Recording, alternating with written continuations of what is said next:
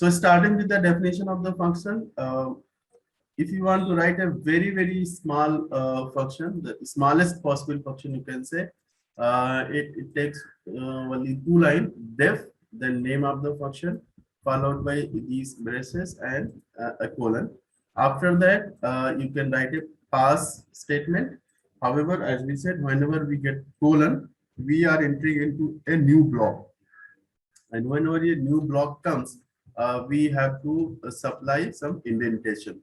So by default, Visual Studio Code gives me four spaces as a indentation, and which is equivalent to tab. So if you put tab or four spaces, they are equivalent, and this will maintain. And also you can see it gives me a kind of a guideline here. So you can see this guideline. It says you are having a um, new block here, and if I keep on doing like this and put something here, so it actually understands that you have written something, and you can see the line. So it understands that okay, you are in a block, so this is the block after this colon. Okay, and suppose if you create a new block there, suppose if I put something like this, then again it shows you some guide there saying this is a new block. So essentially you can use this guide from the Visual Studio Code, and you keep on track on the blocks that we are creating in the code. This is important here because up till now we have seen only codes that are only few lines long, but in functions or classes we are going to have longer codes. So then we have to keep track of the blocks, which is basically indented. So if I run this, it is not going to do anything here. Um,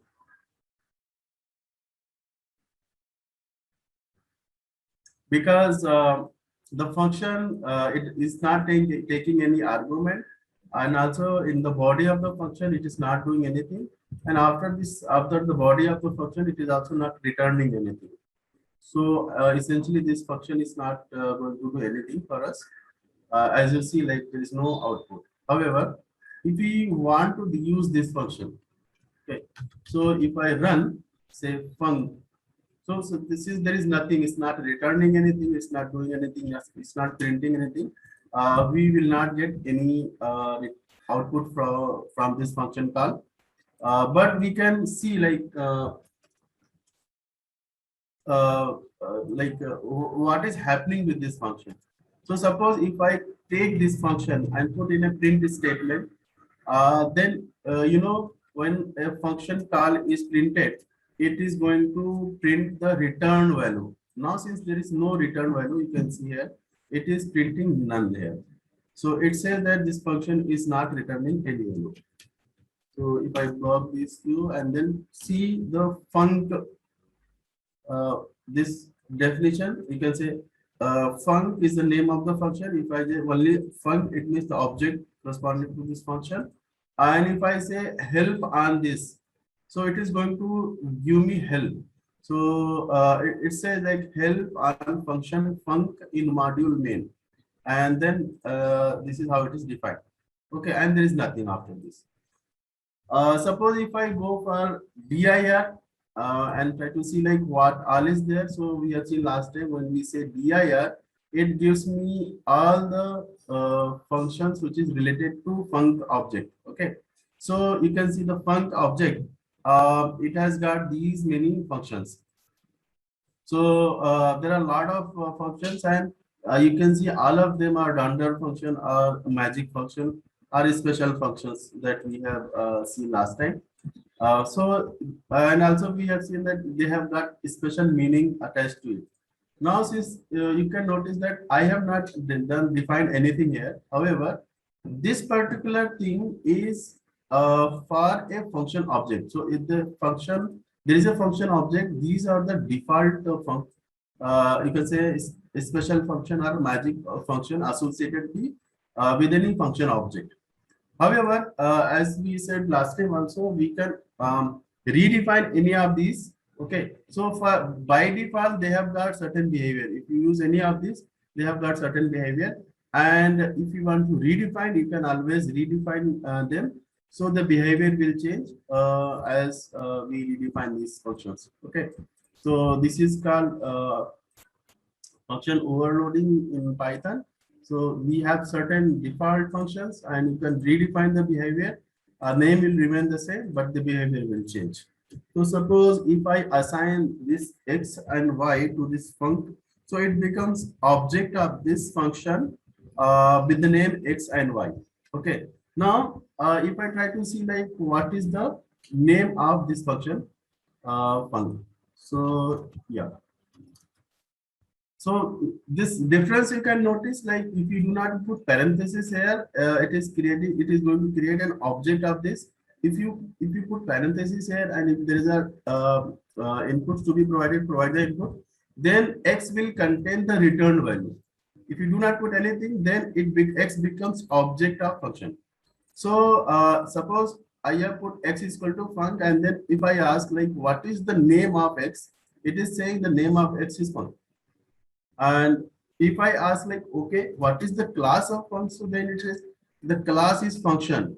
So the x is an object of class function, and the name of this object is func. Okay, and as we have seen in here in dir, which gives the list of all the associate function with this object. If I try to see like what is this value x equal to y, then it says true. So let us see like in my dir, we have seen now we have this equal to is basically eq. So this function it actually takes care of this equal to sign, and whatever is defined here it is going to return. So in this one x is a func object and also y is also a func object. Both the objects are same. Then when you say this x equal to y, it says true. Again, suppose if I say x not equal to y, then it is going to tell me that it is false. So essentially, all these magic functions are having a default definitions, and we can override this definition. So we will see in one of the examples below how we can redefine them.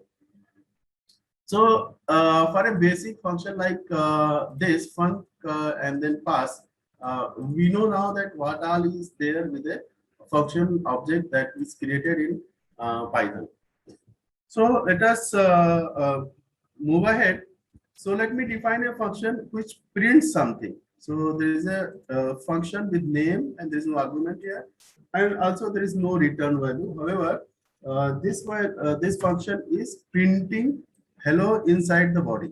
So you can see it is indented because it is coming after colon. So we have to provide this indentation, which is done by Visual Studio Code automatically. I don't need to do anything. Then here I'm doing what I'm doing. I'm calling this function. So the way to call is to provide this parenthesis. Then it means that you are calling the function. Once we call this function, then whatever is there inside is getting executed. Okay. So once this is executed, then it comes to this particular line and it prints it. Okay, like any normal print function. So the whatever is there in the argument is printed. Then suppose I define a function which returns something. So how to write this? This is how it is written. We have this return statement and space followed by the value that we want to return. So whatever we are going to return, it can be of any type. So the type is no limit here. We can have anything like we can have list, we can have string, we can have object, anything is there, we can return it. So if I pass this value to ref and then try to print like what is there, which is returned. So you can see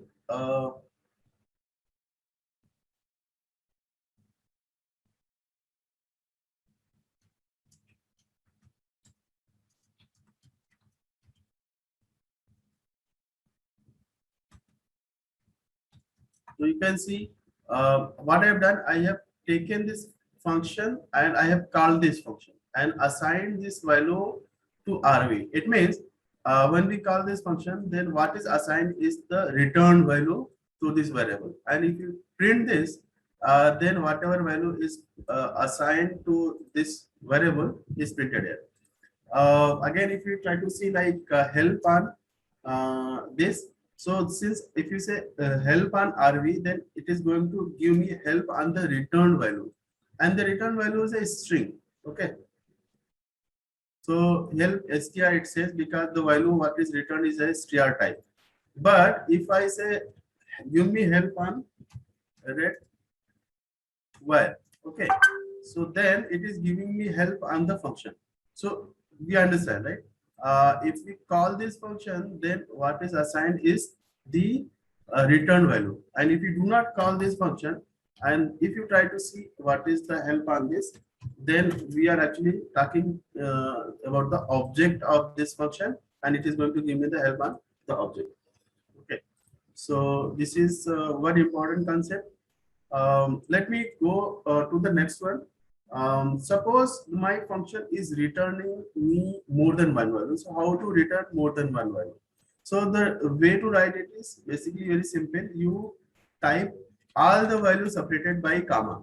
So then it will return multiple values. Okay. So suppose I have this function and this function is returning 2, 3. And I am taking this return value into my variable x. So suppose if I try to see like what is x, so you can see here I have given 2, 3, but what I'm getting is a tuple. So suppose if I want to see confirm that what is this which is coming as a return value, so then you can see it is saying class tuple. So one function, if it returns more than one value separated by comma, then the type of the value it becomes tuple, and then from the tuple you can actually pick values by using indexes. Okay. There is one other way to take values from the return value.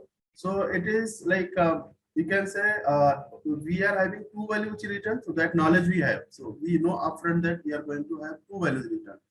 So we can put a comma b equal to func. So what will happen? A will 2 will be assigned to A, and then 3 will be assigned to B. So essentially what is happening is when we call this function, it actually returns a tuple, and this tuple is unpacked as per the length, and it sees that okay, to the left of my equal sign there are two variables, and to the right of the equal sign there is a tuple, and the tuple contains two elements. So each element in the order is assigned to those two variables. So you can see if I assign like this, so I am getting 2 in A and then 3 in B.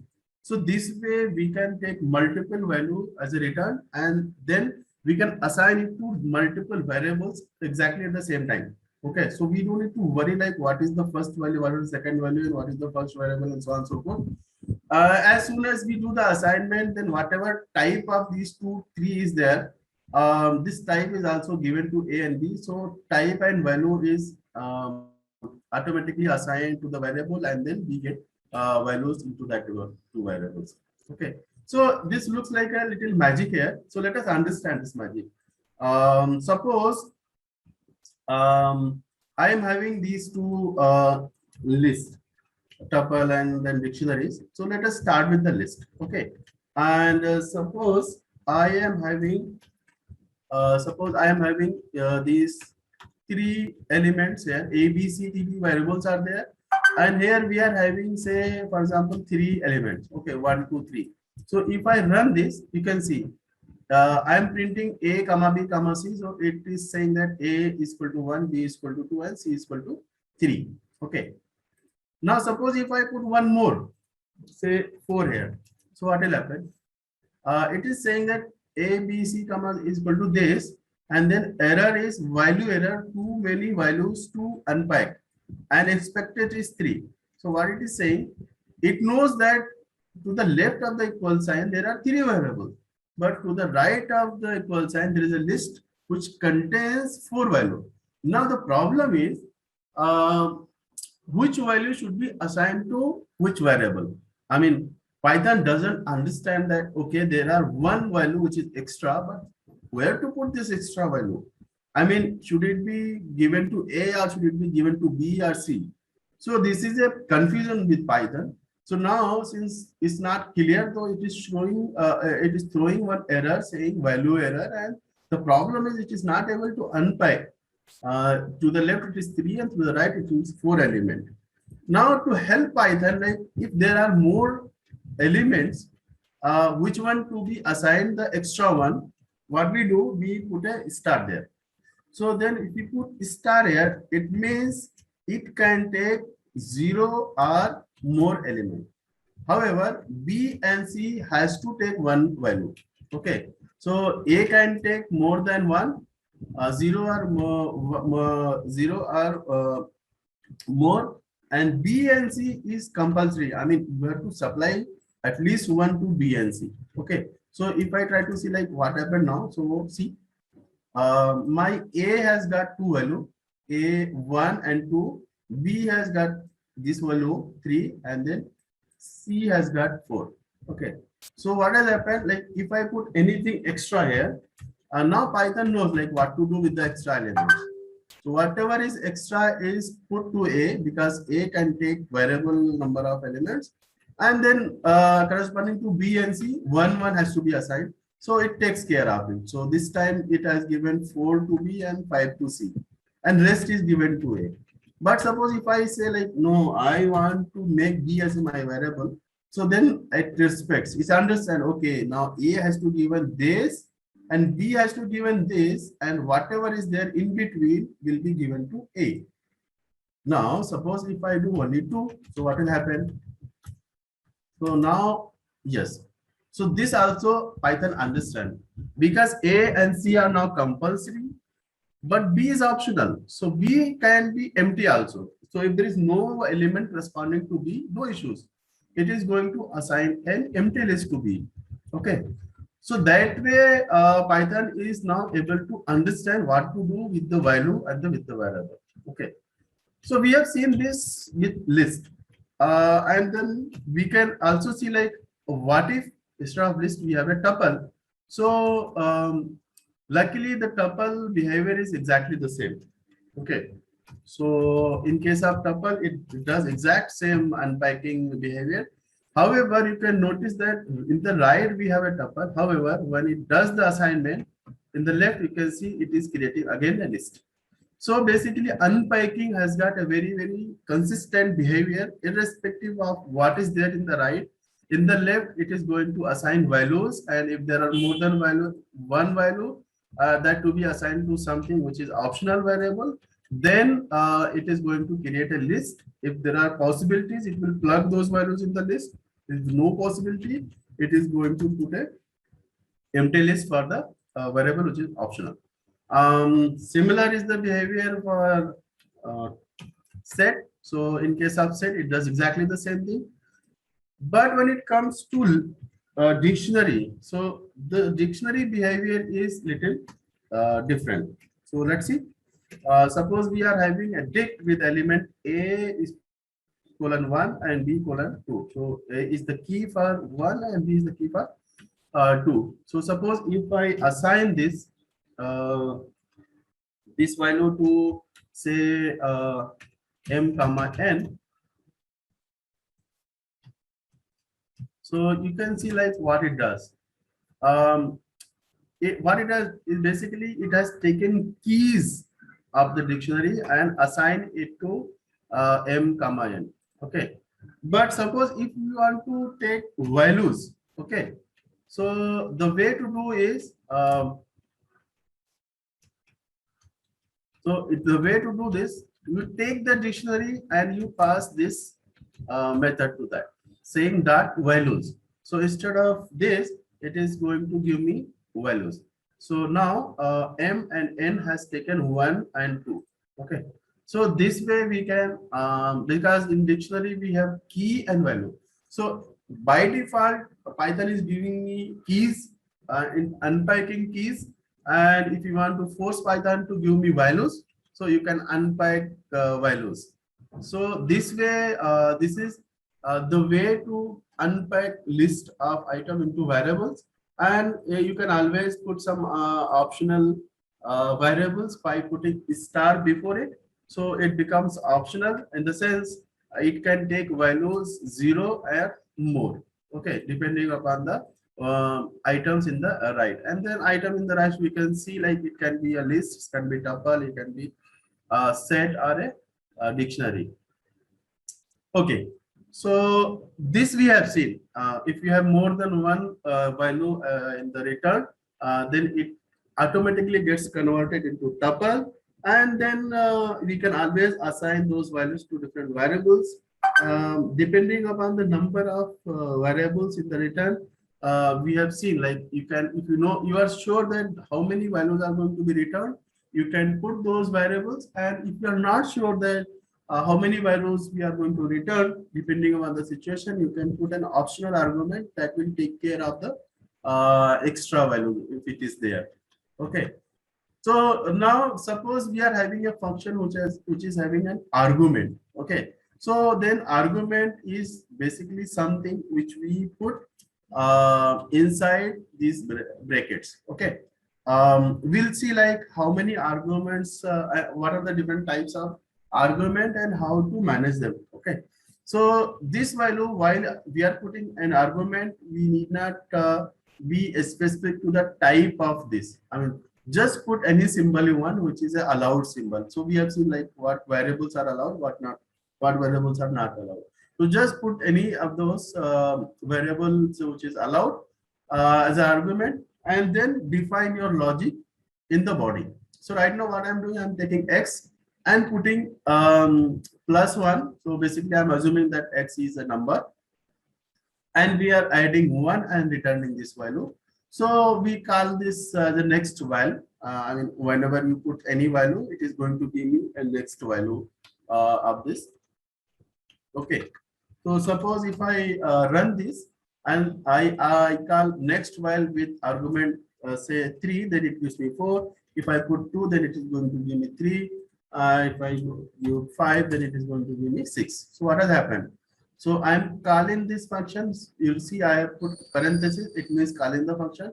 And since it need one argument, so I have to give this argument. Suppose if I run this function without argument.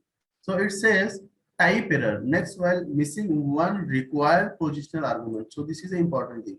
It says it is required positional argument, meaning it is something which is compulsory. You cannot skip this. If you skip, then it is going to throw you error.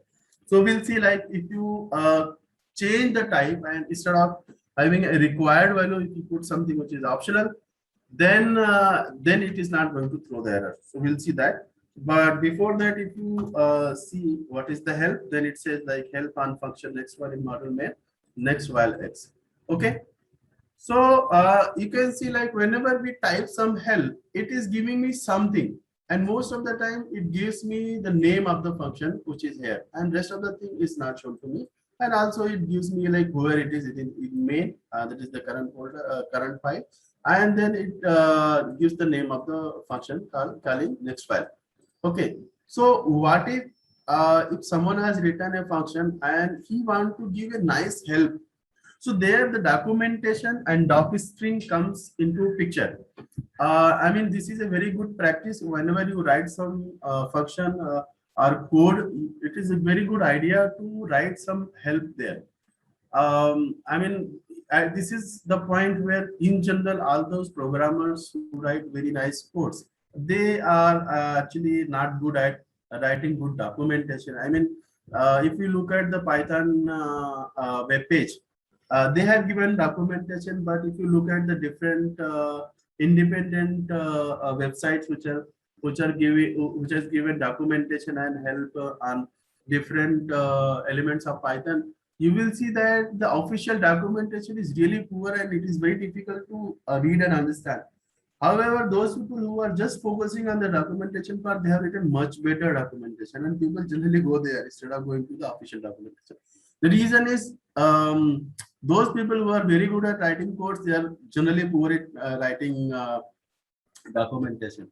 So Python is really good in giving you a way to write documentation. I mean, what you have to do is simply put three quotes here, single or double in together, and then there in this quote, if you write anything, this is considered as a help content. I mean, you don't need to do anything whatsoever. Whatever you write here, it is understood by Python that this is the help that is going to be given to the people when they call help function. Okay. And inside this, you can define everything. I mean, you can define what is this function, why it is made for, how to call this function, what is the meaning of different variables, and what is the type of those variables, what are the possible values that it can take, and what is expected at the in the outcome of this function. So here you can write everything, and then whoever is looking at this function and want to use it, if you type the help with the name of this function, he will actually see all these details, and without going to the code and understanding how it is written from the documentation itself, he will understand and take the decision. So suppose I have this function called add, and the task of this function is to add two numbers a and b. Here again, I am not saying that it is a any integer or a float. I'm just saying it is variable. Okay. Now you will see the magic here. It doesn't understand what is the type, uh, but see how it actually can work for different types of variables. So suppose if I call this function add with numbers like 2 comma 3, if I call this, then maybe before this, let me go and see like what is the help now. So suppose if I ask like Python, give me help on add. Add is a function that I have it, and suppose I want to see help. So you can see help on function add in module main, add a comma b. This function adds two number usage, add a comma b, and then this is the sign to say that it is going to return this value, then a plus b. So this is going to return a plus b. Then arguments a comma b can be number, string, or list. So you can see it's a very simple add function, but it is going to cater to number, string, or list.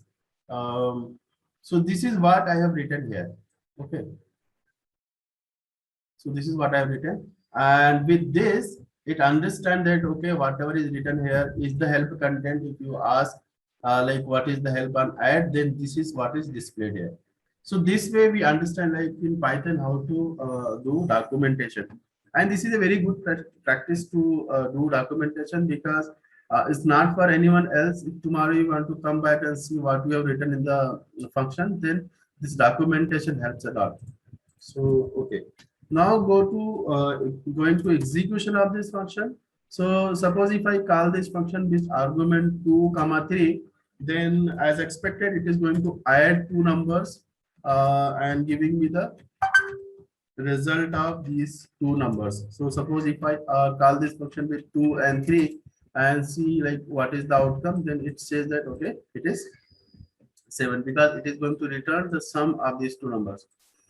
And as I said in the documentation, this add function can also be used uh, for two strings. So if I pass these two strings, Dilshad Khan, these are the strings, then it adds two string and gives me Dilshad Khan without a space.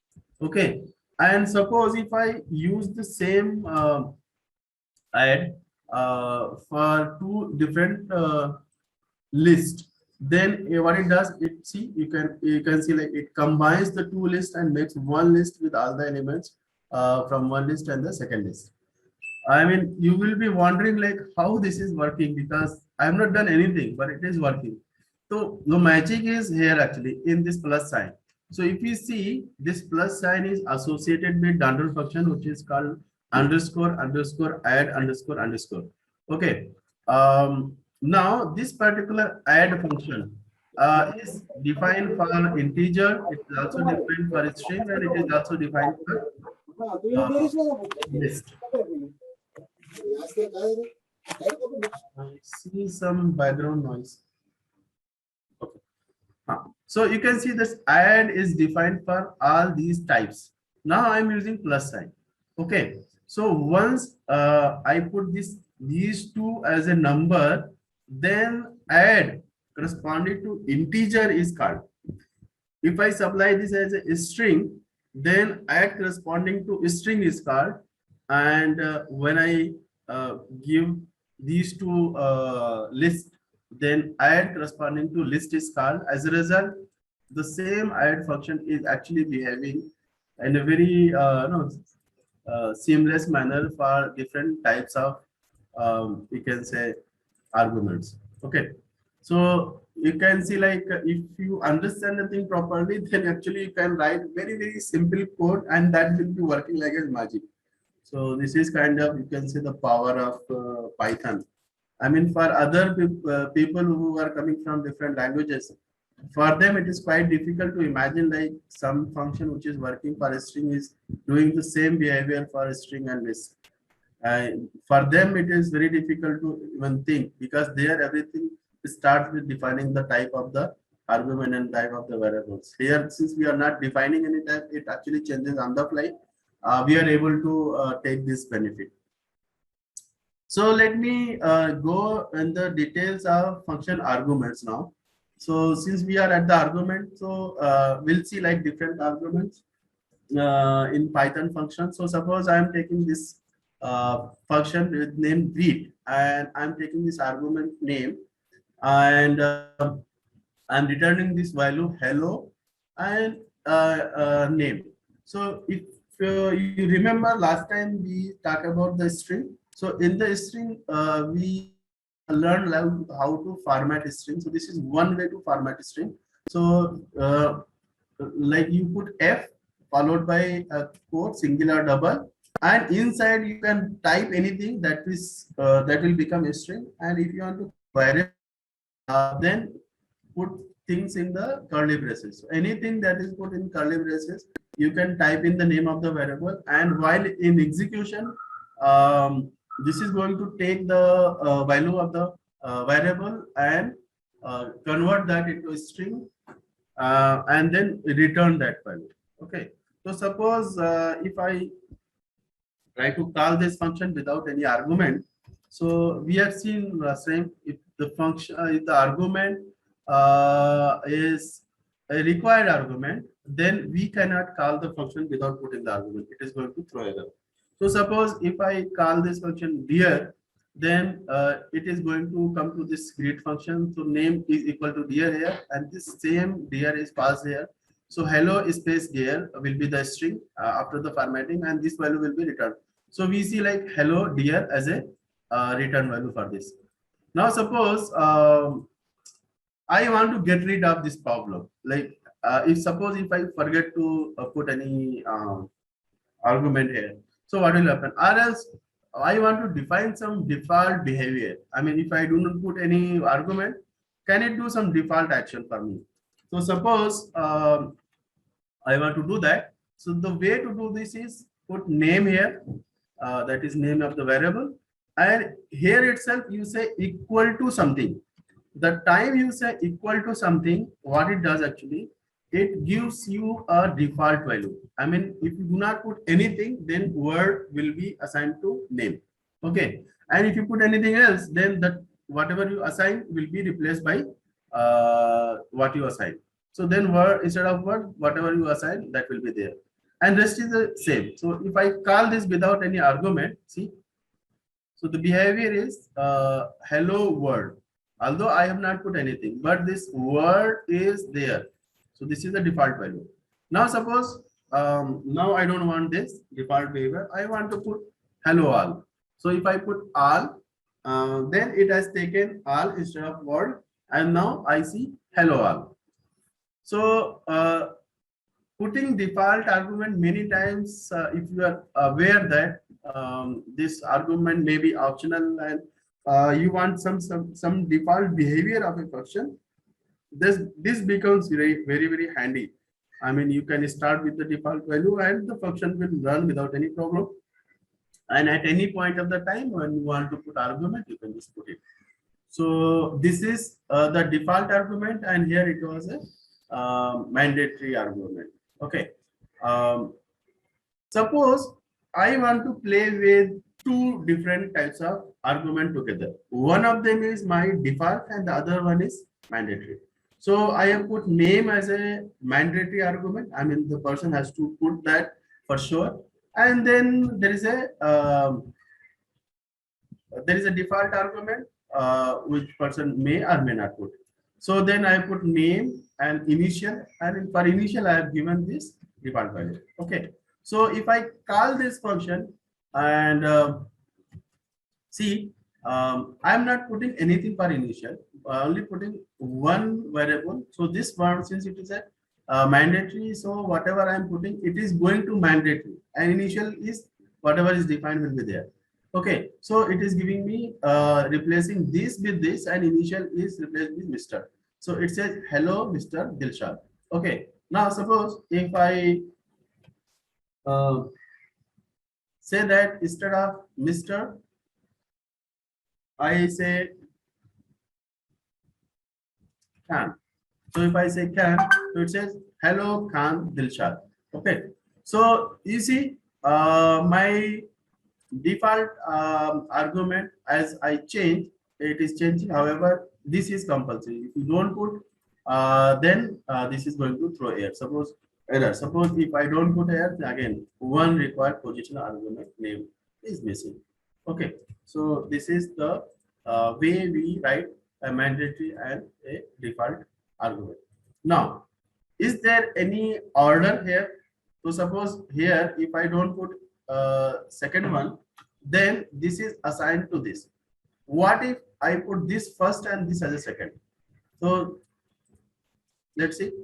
So suppose if I put initial here and then name here, so you can see it has given me red underline. Okay, it means there is something wrong.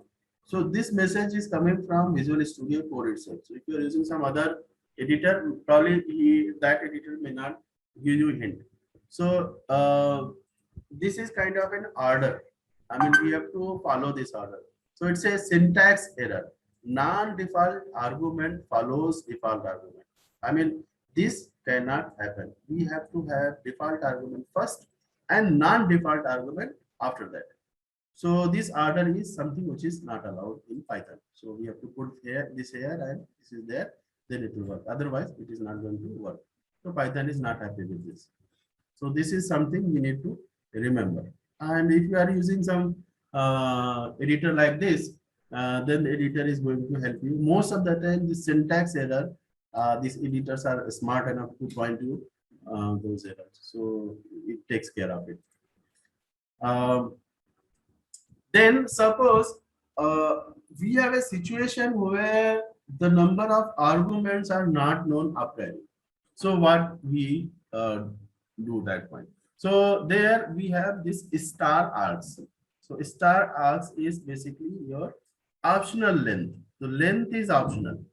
I mean, you can have 0 argument or you can have more than 0 argument, and it will take care of it. So what will happen, as we have seen when we are doing the unpacking, the behavior is exactly the same. Whatever we supply is going to put into args as a list. Okay, so let's see how it works. So suppose we have this function called some number. Okay, so I am defining this x is equal to 0, and for I in args, maybe we can print args first here. Print. Okay, so just to see like what is there in args. And then if I say I in args and x is equal to x plus I, you know, doing this is going to sum i's and put it that sum into x, and after doing this summation I return x. So suppose if I just call it without putting any argument, some number, and I'm not putting any number, see what will happen. So it is saying sorry, first time. Yeah, so what it says, x is empty, nothing is there. So if I sorry, not this. So it says print args. So it says it is empty, there is nothing. and this return value x is basically is going to come here when you call this. So it is saying it is 0. So since I'm not put anything, it is empty and the sum is 0. So suppose I put two numbers, 1 comma 2. So it says like, okay, my args are this 1 comma 2. Sorry. So this converts into a tuple. And then it takes one element in the for loop, one element at a time, and put into x and adds to x, and then whatever final value of x is, it is returned. So then if I do some number, it is returning me summation of 1 comma 2 comma 3. So suppose if I have three numbers, so then it gives me the summation of three numbers. So suppose if you have 4, you have 5, you have 6. I mean, whatever number you have, this function is good for taking all possible length of different elements, and then it is going to sum them and give you the result. So this is very handy. In case you are not aware a priori that how many elements you are going to have in your argument, you can always pass your argument like this, making it variable, and assume that whatever args is there, it is getting converted into a tuple, and then you can loop through tuples and get the element and do whatever you want with the element. So this is called variable length, or you can say optional argument. And then the way to do this is put star. I mean, this name args is not important, but in convention they're putting this, so I have also used this. But putting a star is something which is important. I mean, this string is not important. Okay. Now, so suppose we are having optional argument with mandatory argument. So I have this optional, the mandatory argument A, and then my mandatory argument B, and in between we are having an argument which is optional. So see like how this is going to behave. Okay. So let me call this function R. Okay, so let me call this. It says func R missing one required positional argument A. So this, since A is required, I need to actually supply this, otherwise it is not going to work. Now I have supplied this. Now it says func R missing one required keyword only argument B. Okay, so it says it doesn't care about this, it is caring about this and this. So I need to supply one more here. Say two. So again it says missing one required keyword only argument B. Okay. So if suppose if I put three here, three argument. See. So again there is a problem. Okay. So it is not taking this. You cannot put it like this. Okay. So to handle this problem is what we have to do is we can supply like this. We'll make B as a you take B as a variable and assign some value. Okay. So once you assign this value, then this value is passed to B. Otherwise, what is happening? Whatever we supply after first value, it is actually eaten by this. So this guy is going to eat away all of them after this, and it doesn't respect this one. I mean, this guy is not knowing that there is something B after me. I need to leave one for B. So this is not actually, this is not allowing that. To force it to allow one to B, we need to say that B is equal to 3 and then whatever is there. So if I do like this, then you can see A is equal to 1, args takes this value 2, and then B is given to 3. Okay. Now suppose if I put more of them like this, suppose if I say 4 here and again call this, so then after one element, whatever is there, everything is taken by args, and then last value is taken by. Now suppose we are having a list.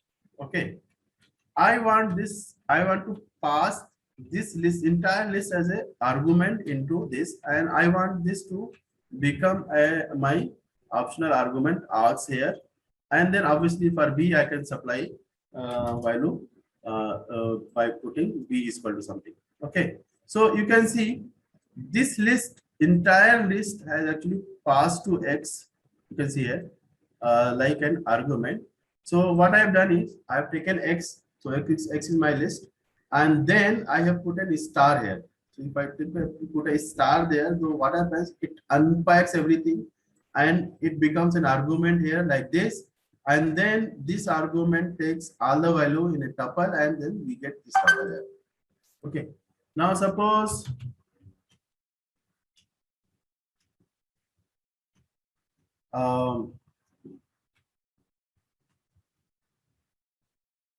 yeah. Now suppose I do not put a star there. So what will happen?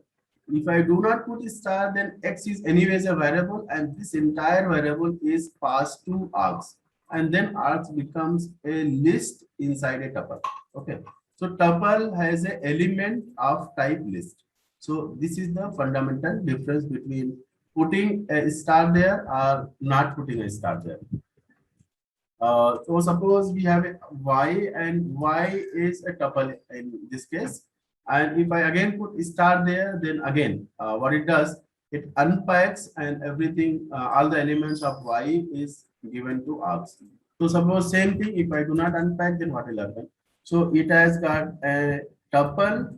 Tuple has got one element of type tuple, which contains 2 comma 3, and then rest of the thing. So you can see the behavior, like if I want to have a list or tuple, and then this I want to put an argument like unpack and put an argument, or as it is as an argument. So if I want to put unpack and then pass this as argument, we have to supply star there. So if I supply there, then it unpacks and then gives everything to args. Okay, so yeah, in continuation, so here we had a list tuple, and we wanted to unpack because uh, my variable was in a list form, and I wanted to unpack and put into a optional argument. Now suppose instead of having a list and tuple, we are having a dictionary wherein we have a keyword argument. So to do that, if we are having any keyword argument, we supply 2 asterisks before this variable. Okay, the name of variable keyword args is optional. I mean, you can have any name here, which is allowed name. That is, this is not compulsory, but people use it because if you are not aware that this what is the meaning of double asterisk, then this gives you a hint that okay, this is a keyword argument. Okay, so as I said, like this can be a dictionary. So the way to access this is like we access the dictionary. So keyword args, it is going to become an edit dictionary, and you can put the keys there, so it will supply you the values, and then you can use your values in the function. Okay, so suppose I want to call this function which has got argument keyword arguments. Okay, so one way to do this is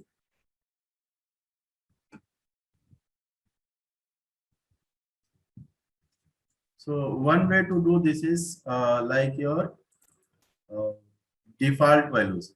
So the way we define our default values, we give variable name followed by equal sign and the value, and then that can be comma separated. Okay, but there these values they were predefined. Okay, however in this one we are actually using this while calling the function. So what happens if I try to print this here? Suppose if I say print my keyword argument. So if I print this, so you can see like my keyword argument takes this shape. It is a dictionary with key first and last and value as Dilshad and Khan. So you can see this actually gets converted into a key, and this converted into a value of the dictionary, and this is a dictionary actually, and that's how we are actually accessing it. Now instead of doing this, we can have a predefined dictionary, say V card. So this is my visiting card dictionary, which has got this value first and last, and I want to pass this dictionary as a argument in my function, which has got one argument with name keyword argument. Okay. Now if I call this with this if I call this, basically then it has got the return value assigned to f name, and if I print this f name, it gives me the same thing. Okay, so you can see that when we have this v card as a dictionary, and this we are passing this dictionary. So once we are to pass this dictionary, we have to supply two asterisks. Like why in case of list and tuple, we are supplying single asterisk. It was basically equivalent to unpacking it.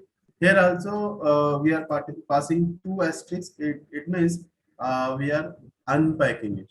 Okay. So once we unpack, it goes like a dictionary. You can see here, and then the values are returned as per the definition of the function. So,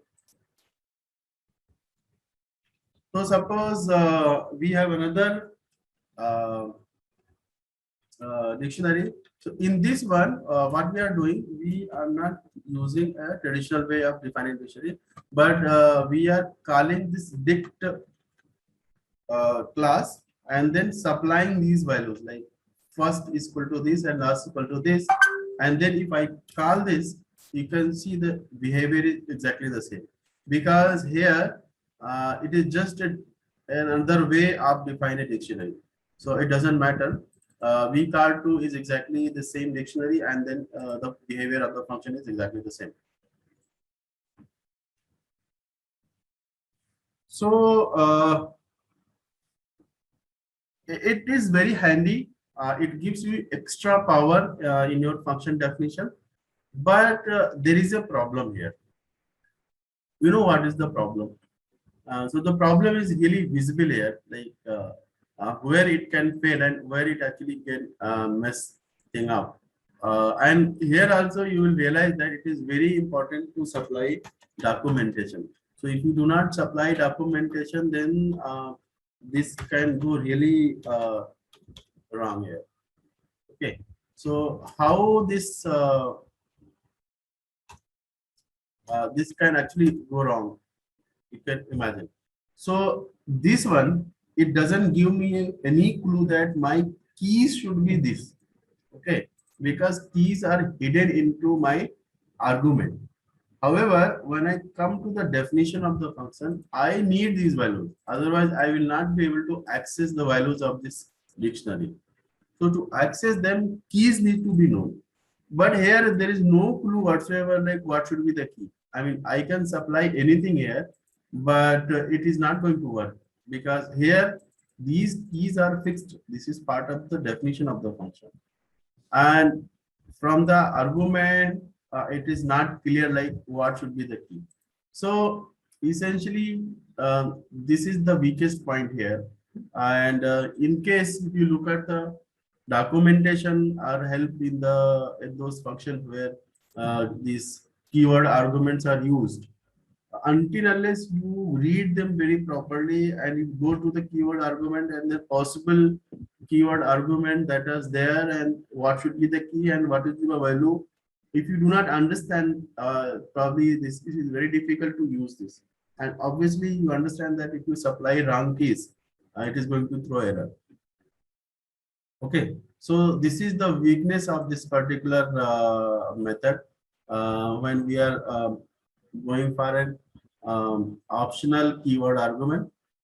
So the solution to this is in the documentation itself, you need to supply. So you can say that key is a keyword argument, okay, where keys need to be, you can say, first and last. Okay. Um, Values for first and last and be anything as per the key. Okay. Or else you can say the values first and last need to be strings. Okay. So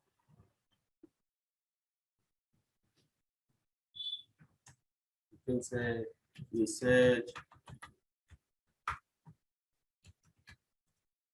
Okay, this one, and then call, you can say,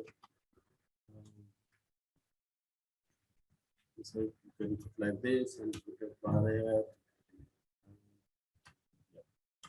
Then you can say full name.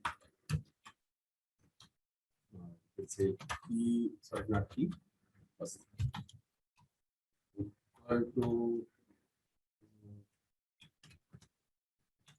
comma equal to. Okay, so if I do like this, and then if I say help, then okay, so then it gives me clear cut understanding that this is a keyword is a keyword argument where keys need to be first class, roll or first and last is string, and this is the usage first and last, and then you can always give you the return value. So this is how the return values are given. So it's simple to say return value is str. So it is going to return you a string. Okay, so this way we can help our user. Otherwise, it is really difficult to understand what should be my keys, and if you miss the keys, then obviously in the definition is going to fail. So this is the problem with this kind of thing. However, it is very powerful. You can actually use this optional argument to make your functions really generic enough. Now we have seen like we were having this mandatory, then we have this predefined, I mean default values, and then we have optional arguments and optional keyword arguments. So what should be the order? So order is like this. This should be the first one is mandatory, and then default value, and then as and keyword args. Okay, so this is the order. In this order, we need to put our arguments. If we swipe this order, then it is going to throw you error, or you are going to have issues in assigning the values. Okay, so suppose if I call this function and try to see like how things are getting assigned. So you can say like this is my function. I am putting 4, 3, 4, 2, 3, 4, and then asterisk asterisk a colon 2. So this is my dictionary. I am putting asterisks, and then these are some of the values. So you can say x, y, and args. V is going to take values from here, and the rest keyword argument is going to take values from this.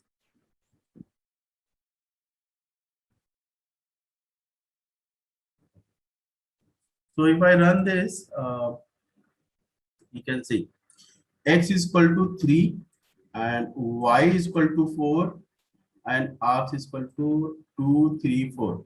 So you can see if we are maintaining this order, so then first value will be given to x because that is mandatory and it is going to take first value. Okay.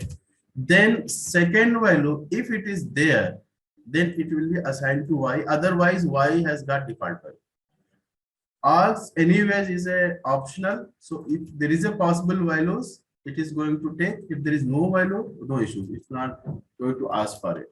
So suppose if I remove everything from here, or let me remove everything from there. Um, yes, let me see, it is working. It does not throw any error. It is asking for so many variables, but if you supply only one, the function is happy.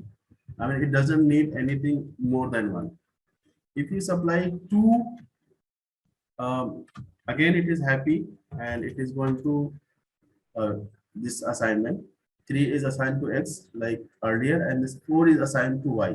And like we have seen earlier, if I run this, so you can see y has got default value 1, so it is there. Okay.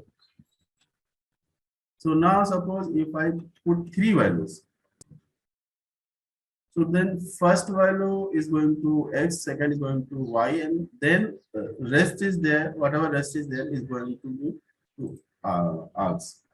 Now suppose if I put more values and then also provide this dictionary with double asterisks, so you can see args is given this dictionary, and then these values are given to args. Keywords is there, this one, and then 3 is given to x and y is given to 4. So this is how we actually need to write. This is in this order, and this is how it is going to unpack those values and assign to different variables like x, y, args, and keyword arguments. Okay. So with this, we completed different kind of arguments in a function. Now let us go to a special kind of function, because we have been seeing this for a long time, and now since we are talking about functions, so they are actually in context of a class. So just for completion purpose, let me use a class. So here we have a class called vector. So vector is basically you can see in school we have seen like what are those vectors. So we learn numbers, and numbers in we have um, uh, you can say natural numbers, then we have integers, then we have um, real numbers. In computer we call it float or double. Then in real numbers we have a lot of categories like rational number, irrational number, and so on and so forth. Then once we come out of this, then we have two different numbers. One is complex numbers, and then we have a concept of vector. So you can recall that a vector need to be have three component. Actually, a vector can have as many components as you can, but in real world, since we are living in a three-dimensional world, a vector is having three components. So, vector to define a vector, you have to pass three components, namely x, y, and z. So since we are creating a function, a vector, uh, as soon as we want to define a vector, we need to call some function so that this assignment happens. And that is called an init function, underscore underscore init underscore underscore. The definition is like this: you have to pass self, and then these are optional arguments. So while defining, you can have as many arguments here, but self is mandatory here. Okay. So in other programming languages, we call it constructor. So as soon as we create the object of a vector, this particular function is called, or method is called. Okay. And here what I'm doing, self dot x. So once we say self dot something, it becomes a property. So the property name will be x, and the value is equal to x that we are supplying. So dot x is x, and y and z. So three components we have supplied in three different properties, and one more property let us define as mag. So mag is basically short form of magnitude, which is square root of square sum of squares of the component of the vector, that is x component, y component, and z component. So as soon as we define a vector, this particular method is called, and the object actually contains those properties. So let me quickly see like if I define a vector by calling this class vector, and I'm putting this component say 1 comma 1 comma 1. Okay. Maybe 1 comma 0 comma 0. So then what will happen? V1, if I say V1 dot X. So remember we had this property X associated with my vector. So V1 dot X. So X component is basically associated with X property. V1 dot X will be 1. And then if I say I want V1 dot Y, so this value. Okay. So suppose if I say 1 comma 1 comma 2, then if I say Z, then it gives me 2. So these are the different component. And if I say mag, give me mag.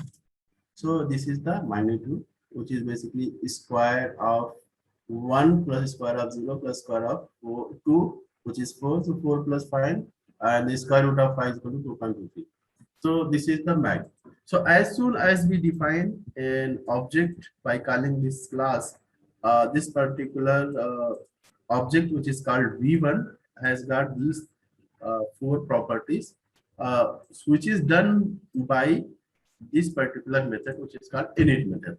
So essentially what has happened, init need not be called explicitly. As soon as we create the object, this calling happens, and then assignment of these properties and calculation that is there happens, and these values are ready with the object at all the time. Now let us see one more object. So suppose we have defined this vector v1, and then we have this vector called v2. So suppose let me put 3 here. So we have this vector v1 component 1 3, and then vector v2 has got this component 5 minus 2 and 1. Okay. Let me also define a vector v3 here. So let's see if I want to print v1. Okay, so then as I said, like when we call print, if I pass this object to a print function, so print function knows that I have got this object. Okay, so by default what it does, it actually calls this method of the object. Okay, so as soon as this str method is called, this definition returns self dot x comma self dot y comma self dot z in a bracket. So what happens, whenever we call this print, we are going to see something like this. You see, and this definition we have provided. Okay, if we do not provide this definition, suppose if I omit this one. Okay, and then again call this. So, sorry. Yeah. So if I again call this, so you can see the print function works, but it is giving me something else. Okay. It gives me main dot vector object add this. So this is the default behavior of a print function when we pass this v1 to print. So what a print function is doing is basically it is going to call v1 dot underscore underscore str underscore underscore and then this. So yeah, you can see. So what I've done, I have called v1 dot str underscore underscore str underscore, and you can see the behavior is exactly the same.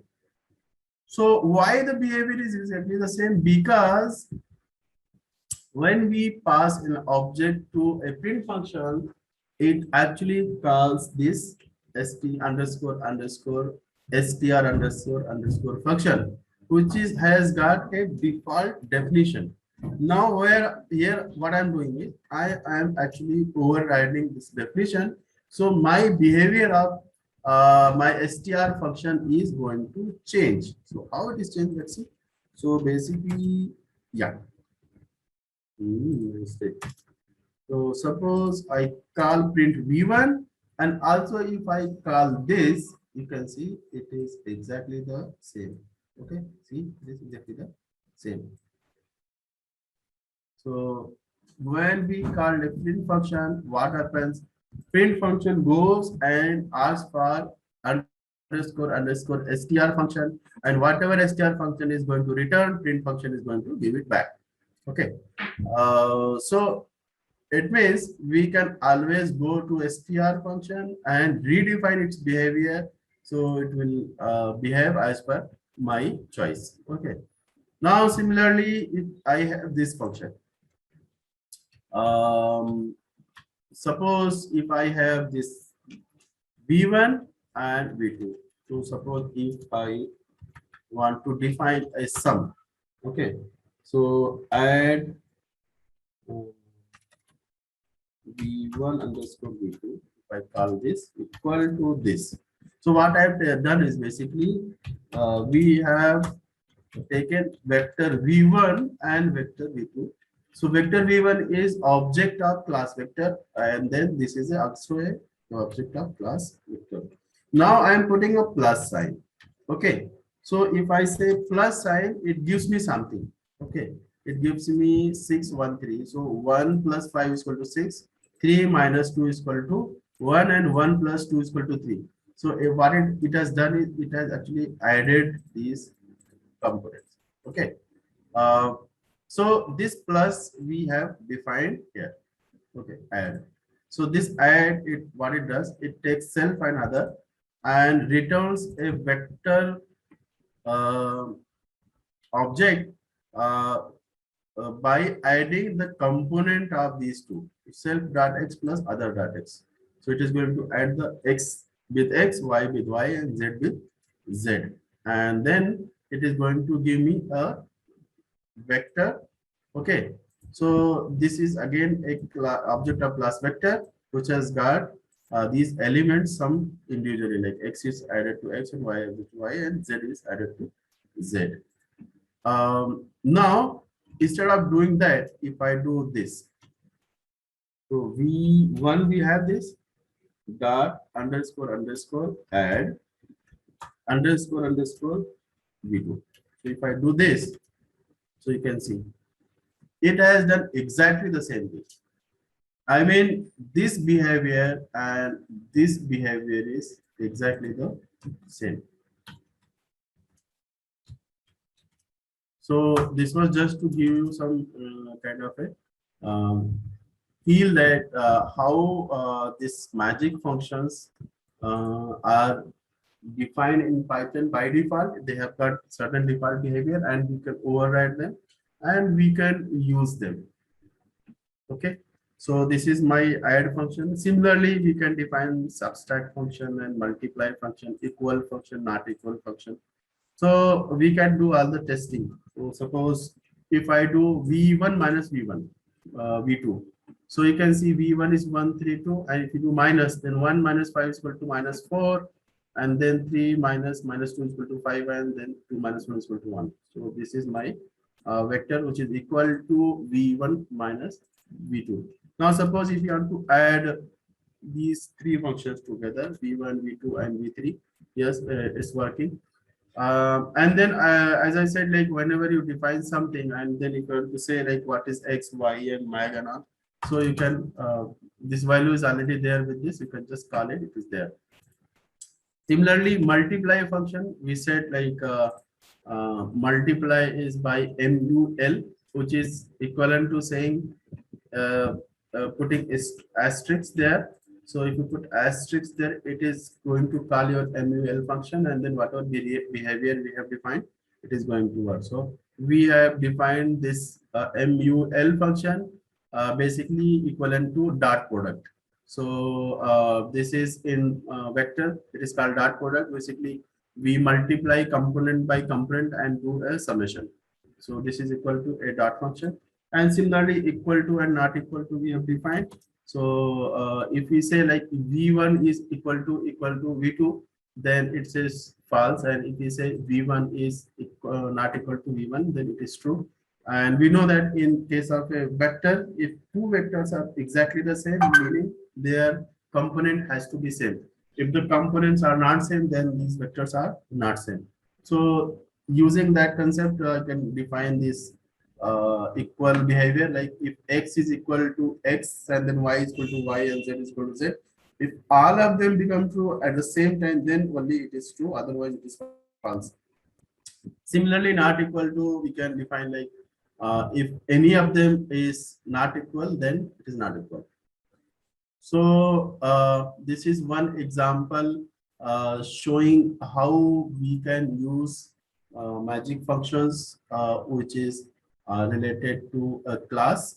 Okay, so it always comes in a context of a class. We can, when we are going for defining classes in object-oriented concepts, we can always go for defining some of these magic functions, and they really work like a magic. So you can see we have defined a class vector, and then all vector operations we can actually do it here, and it is going to work like we do vector operation in mathematics. Then one concept like we had list comprehension. So in list comprehension, we have seen like when we were defining list using this list comprehension, we were having this I value here, and I can be like, you can put some operation on top of I. We can also take any function and pass I into that function, and whatever value is returned, we can use the return value here. So suppose we are having a function called degree to Kelvin, and we want to convert a list of temperature, which is in degrees, into from degrees to Kelvin. So we can use this list comprehension in the function inside the list comprehension, and this is going to work for us. So yeah, you can see like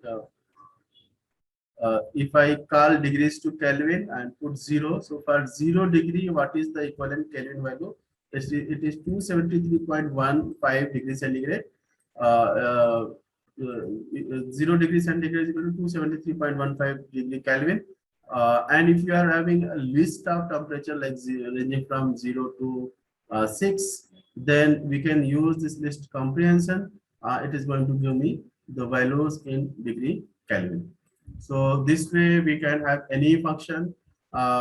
Suppose you are having, instead of having one value, if you have two values like ij, and then here it is a two different lists. Again, you can take those ij's into your function if that takes two arguments, and then do whatever you want in the function, and then return value can be passed to a list. So this way, combining functions with list, actually it makes your code very compact, and it can do a lot of tasks together. Okay, in a very small number of lines. Let us come to some very interesting functions in Python. The one of them is called lambda function, which is called anonymous function. Okay, this lambda function or anonymous function is little different in behavior as compared to regular functions. The name suggests that it doesn't have any name because it is an anonymous function. It has only behavior. So suppose if you define a function like this, add 1 equal to the syntax is like this. Say lambda x x plus 1. Can you please do one?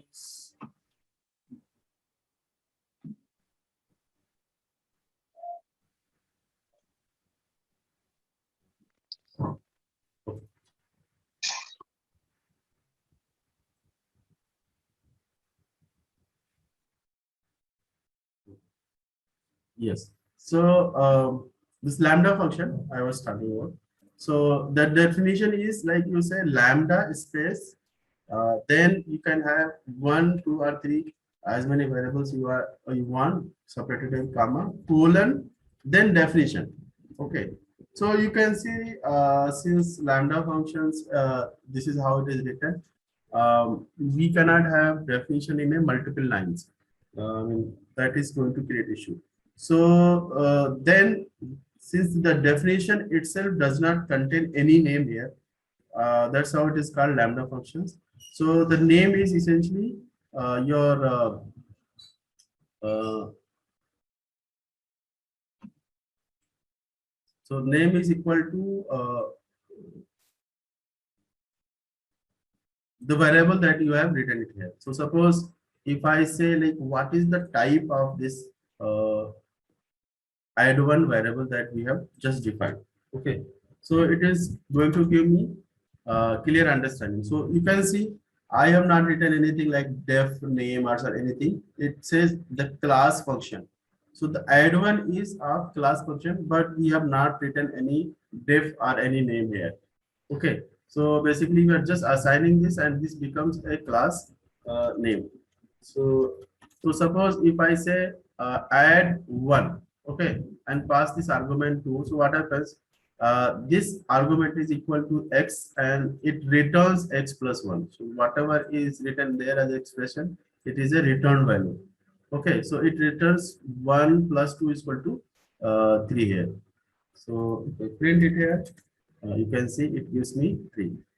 Now suppose one very interesting example of using lambda function is, so suppose I have a function which has got this argument n. Okay. Now inside this function, I am returning a lambda function in such a way that lambda function has got this variable x and it returns a value which is x to the power n. Okay. So this is the definition of this function called power. So power function has got a lambda function inside it. And if I try to see like what is the type, so type of this function is a function. Power function is function because anyways I am defining this as a function. So if I want to define this power function into different functions, okay. So here is the power of this. So I say square is equal to power 2. Okay, I say square is equal to power 2. Then if I say what is square 4, then it is saying that it is 16. So here I am putting this 2 and this becomes a function. This 2 is passed here and this function equal to lambda function which is giving me square of x and x is my variable. So if I put 4 inside, then it gives me square of 4. Similarly, I can define a cube function. So if I define a cube here and if I put any number inside, say for example 4, then it gives me cube of 4. So essentially you can see I have defined a function using lambda function with name power, and this particular function can be further redefined as per the choice into so many other functions which can be of function name square, cube or anything. Okay, so this is the power of one very powerful use of lambda function. Otherwise, you can imagine like since it is a one-line statement, if you are having you can say list comprehension or you are putting an argument inside a function, then actually there itself you can write this lambda function. It will do the calculation, return the value, and the return value can be used as an argument or in a list as element or anywhere. So that way, again, like one of the you can say quality of Python is writing code in a very compact fashion. Lambda function is one of the very powerful concept to make the code very compact. For those people who do not understand this lambda function properly, or those people who are writing code for people who do not know the lambda function, it is advised that you do not use lambda function because if you are not aware the behavior of this, you may actually mess up with the things. So before using it, it is recommended that you understand the behavior of lambda function, then only use it. And it is also recommended that whenever we use lambda function, try to put a documentation there so that you are aware like what is the behavior of lambda function. Okay. So along with that lambda function, Python also gives two interesting functions called map and filter. So what it does, like, so we had this lambda function. From the lambda function, we have defined this function called cube. And now I want to map this range to cube function. So you can see like this range is going to give me a range of values starting from 0 to 9, and then all the values which is coming in the range is going to pass to cube function one by one, and then what we get is a map object, and that particular map object can be converted into a list by calling a list function, and then we get a list of values of 0 to 9 and cube of that. So we have this value 0 to 9 and cube of that is converted into a list. So you can imagine like using lambda function and some of the map function and filter function, we can do a lot of tasks in a very small number of lines. Okay. Similarly, if we have this function called is event. Okay. So suppose we have this function called is event. So what it does, it takes some number and it does a division and calculates a remainder. And then if the remainder is equal to 0, then this number is an even number. Otherwise, it is a an odd number. Okay. So then if I take this range again, so essentially range is going to give me value which is 0 to 1, 0 to 9. And then the value which is generated by range function one by one is passed to is even, and then is even is going to return me either true or false. Okay, so whenever is even is true, that particular value is retained, and whenever this value is false, that particular value is dropped off. So again, this filter is going to do that magic for us, and whatever outcome we get, we can always pass it to list and see the outcome. So you can see out of all the values ranging from 0 to 9, 0, 2, 4, 6, 8 is the even number. And if we are having some other function called is false, is odd, then if I pass this is odd here, then it's going to give me a list of those numbers, which is an odd number. So you can see like in this small one line code, it is doing so many tasks together. It is looping through all the points from the range, assigning it to function and checking if it is true or not, and then converting into the list, putting them into this filter object, and then in the next line we can convert all of them into a list and filter. So, so if you write in a regular group form, then it will get converted into some 3-4 line code, which is happening in a single line here. So these are two very useful function, map and filter.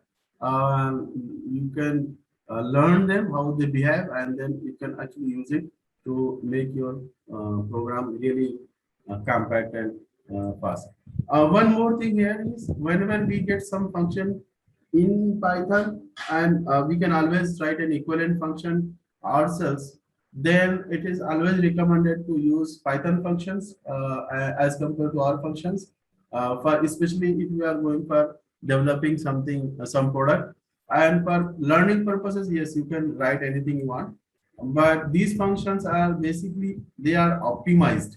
So whenever we use Python native functions, they are optimized, so we get a greater speed there. If we are trying to do it ourselves, essentially, it may turn out that what we write is not optimum, and then it may create your program which is much slower and takes more memory. Okay. Then we have another class of function, you can say, which is a generator. So what is the generator and how it is different from function? So generator basically we use just for making the code more efficient. So suppose your function is designed to do something on a list of numbers and a long list of numbers, or each element of the list, it is going to do a huge task. So suppose if you want to do that, and you want to do everything together and store it somewhere, then there are two problems. One, it is going to take more time because it is going to calculate everything and store. And second, since it is storing, it is going to take more space. So both time and space consumption is going to happen if we plan to do everything together and store it. As an alternate, Python gives me a generator. So the difference between a generator and function is like this. So if I define a function like this, my func, it returns my value. This is string. Okay. And if I try to see what is the type of this function, then we see like, okay, this is a class function, and these are the some default methods associated with this function. Now suppose instead of returning the value, what we do, we yield the value. Okay, so only difference is everything exactly the same. Instead of return, we write is yield, and in return we can return only one value from one function, meaning return at one at a time or more than one at a time, but we can have multiple returns in sequence. However, in case of a generator, we can have a yield in sequence. Okay, so I am saying yield 1 and yield 2. So we'll see like what is this yield 1 and yield 2. So first thing, let us understand like what is the type. So if I say a type my generator, it says class function. Okay, so generator is a type class function. Now, if I say, let me not do this at this time. We'll come back here. So let me assign this. So like function we assign my generator. If we want to call this, we put braces. Then whatever value has to come, it will come to x. And so basically x is containing all the return value in this one. But it actually so happens that so basically x is since my generator, I'm calling this and I'm assigning this to x. And if I see like what is type x, then you can see like it has got all those methods available to it. But these methods are little different than this method. Let me print this as well. Yeah. So yeah. So this one is the method which is associated with a function, and these are the methods which are associated with my generator.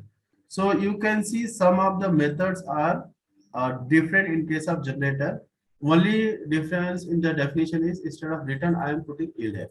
So you can see these are the different methods like throw, send, there will be some close, okay, and so on. So essentially these two things are having same definition, but the behavior is different. So we'll see like how the behavior is different in case of a generator. So if I print x,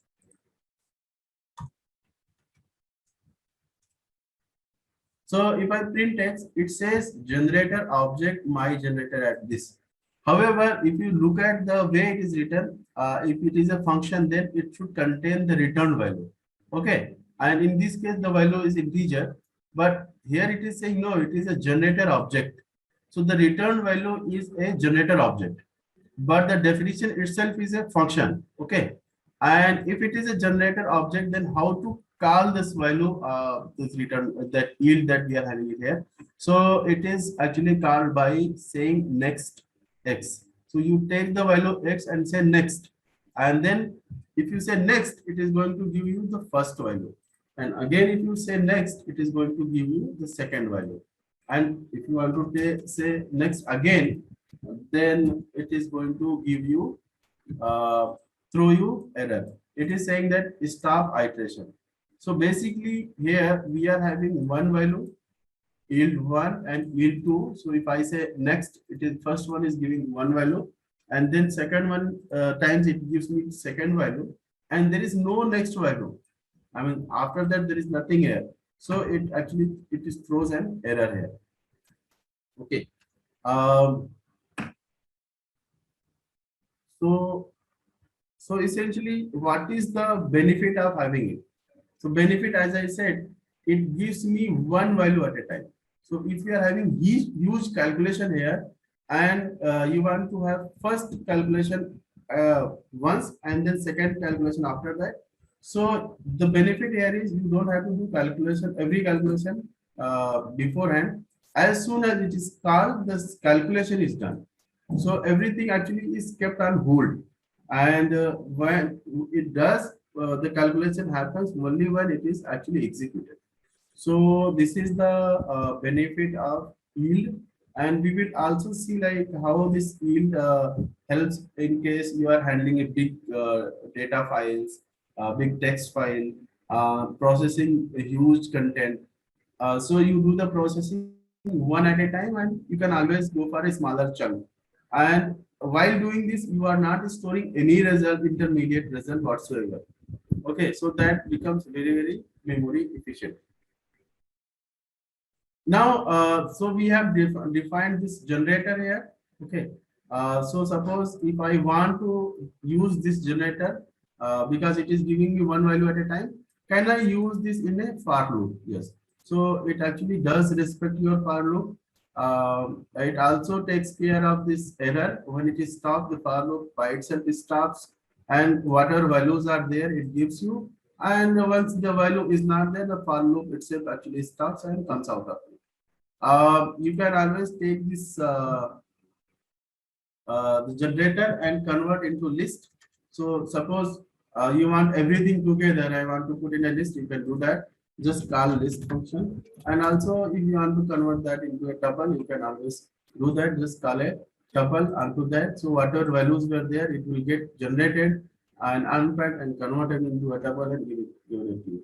So we can take a generator and convert into list and tuple at the time. Then let us take one example. Suppose we are doing this calculation called factorial. Okay. Now this factorial, you know, these factorial calculations are memory intensive because the complexity increases as we go for larger number.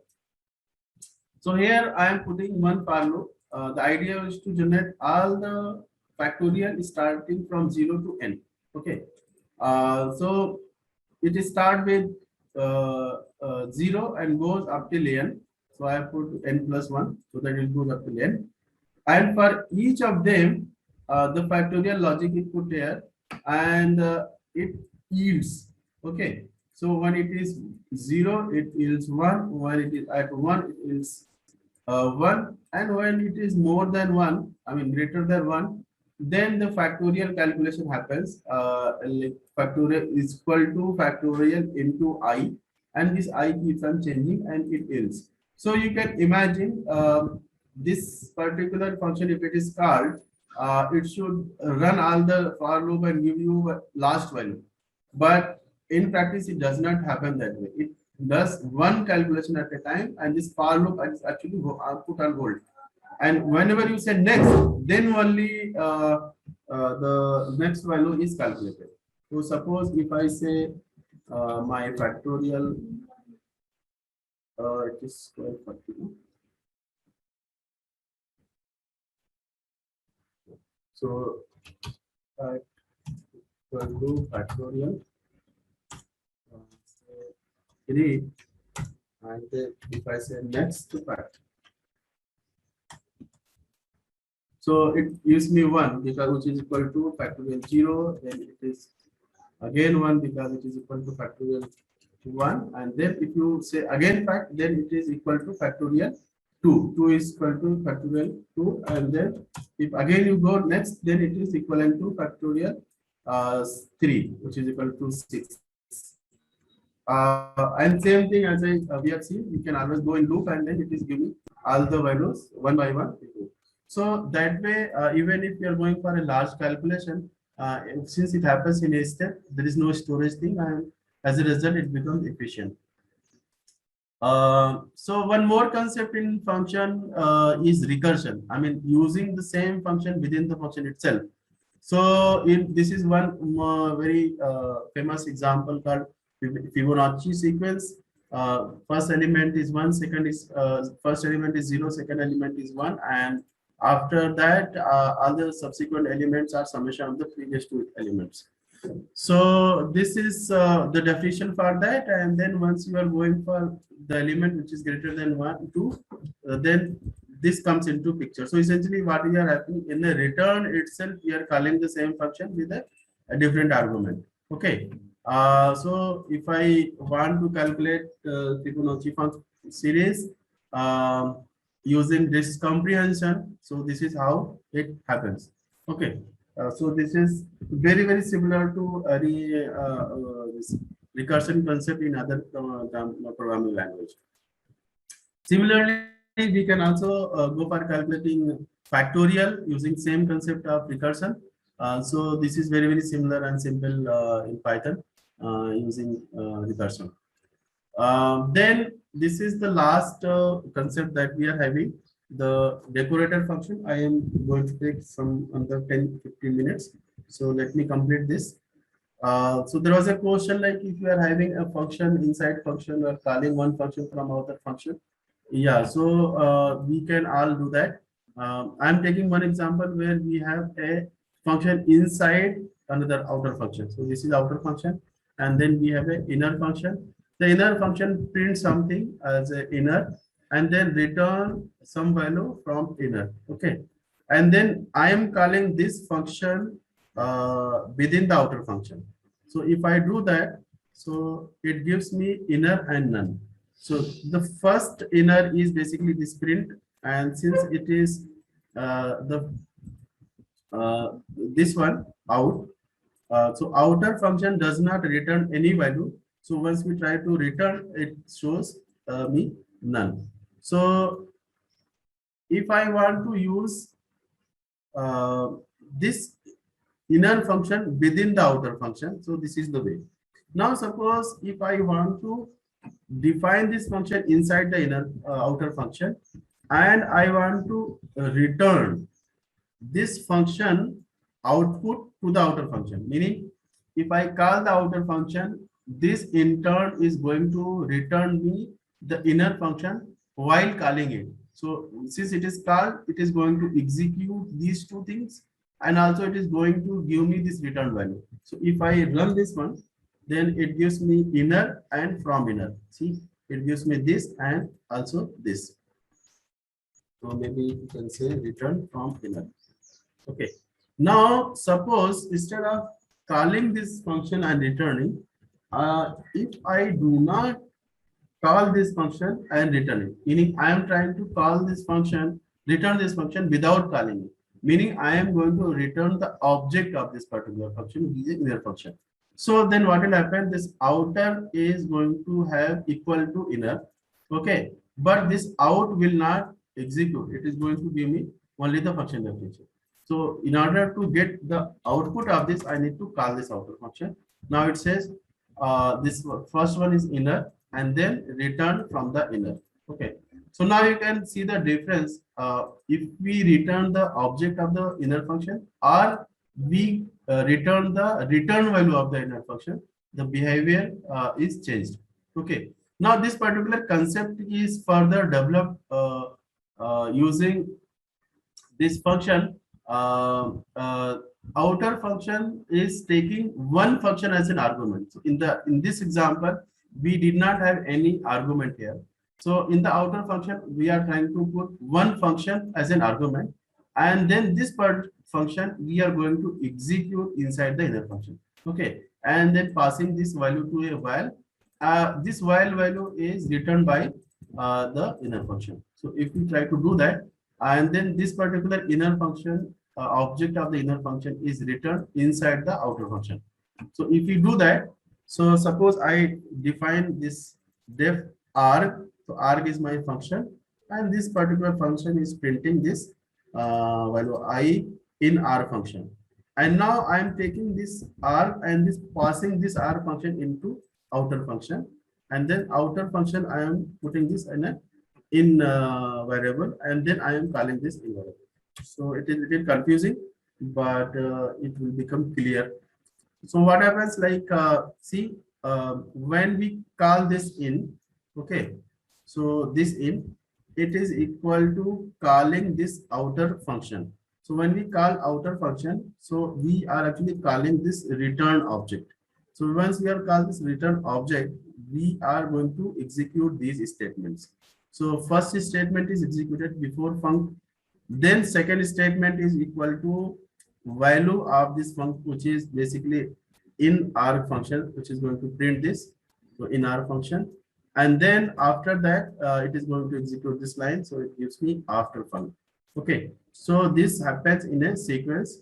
Okay, now this particular idea can be further developed uh, by adding some variable to these functions. Okay, so because in general, when we have a function, we have a variable. So this function is having a variable x.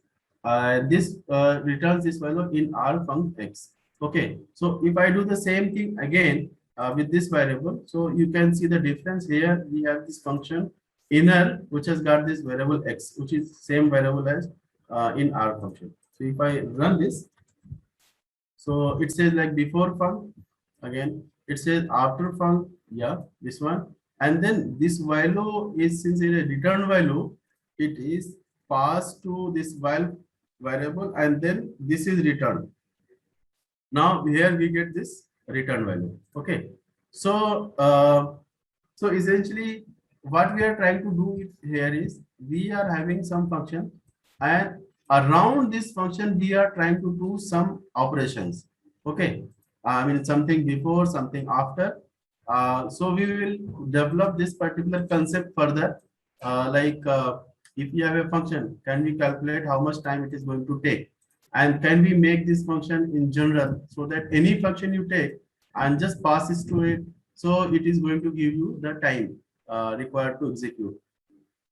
Okay, so in Python, this is called a wrapper function, so which wraps your this function. Okay, which is an argument function. And to maintain that, okay, my argument can be zero, it can have zero argument, I mean no argument, or you can have variable number of arguments. So to address that, let us keep this star asterisk args, so that it takes care of that. And since we are calling this function, let me do this behavior, like name of the function before and after, and execute this function by passing the argument that it has and return the value. So if I call this function like this, so as we have done before, if I call this function, so it actually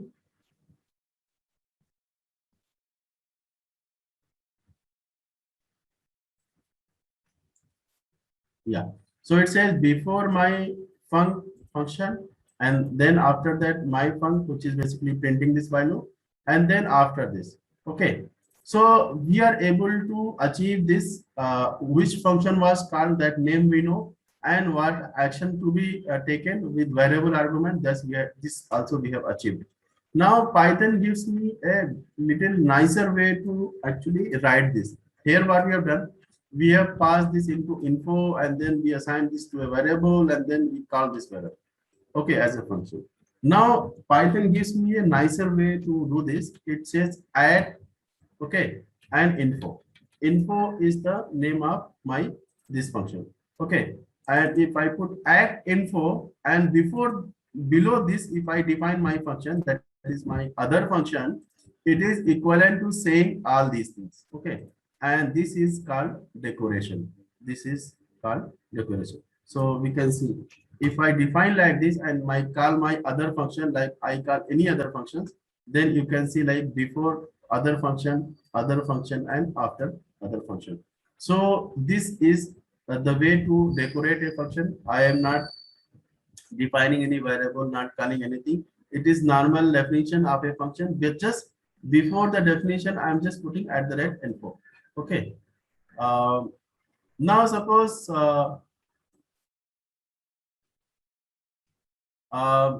yeah, if I have this info function and I am doing this sum of these two numbers and I try to call this, so you can see uh, before some function and then while and then after some function, and then it is saying the wrapper function. So so essentially we have achieved this decoration from in this function definitions, and I am able to understand. But you can see, like, if I try to print some function name, so it says it is a wrapper function, but actually my function was some function. So what has happened, like, it has lost the identity. Here it is a sum function, but it says name says it is a wrapper function.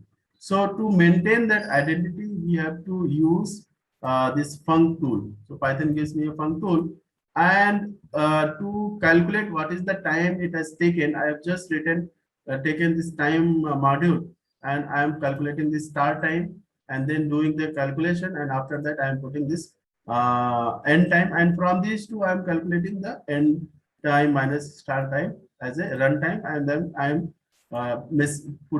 printing this message card how much time it has taken to execute this particular function. So we can call this as a timer function, and we can do the calculation of if we have a function, how much time it is taking. So essentially, if you are having a function and you want to understand how it is performing, then you can use this wrapper function, okay, which is called timer function, and it is going to give you how much time it takes. So for example, this for loop, it says finished run time in this much of seconds. So you can see runtime is the name of the function. So by putting this decoration on top of wrapper function, it actually can maintains the name of the function, and also it gives me the execution time. So now I have a ready tool, given any function whatsoever. This particular decorator function is able to give me execution time, and I can test my function for the execution time. So uh, suppose I think in the last session someone said, like, list are tuples are faster than list. I mean, this is much optimized than list, and what is the reason? So let me give you one example here. So suppose I am calling my timer function, and in one of them I am putting this list time. So here what I am doing, I am using list comprehension and creating the list, and using the list I am calling a sum function and doing the sum and returning the sum value. In other one, I am using the same timer function to decorate, and in the next one I am using tuple. Okay, using again tuple comprehension, and then returning this value. Now I am calling this with different numbers. So you can see, if the number is 1, time is almost 0 in both the cases.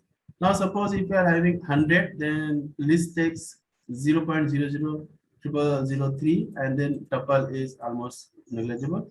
However, if the number is 100,000, okay, if the number is 100,000, then a list takes 0.0237 second to sum, whereas tuple takes 0.0198 second.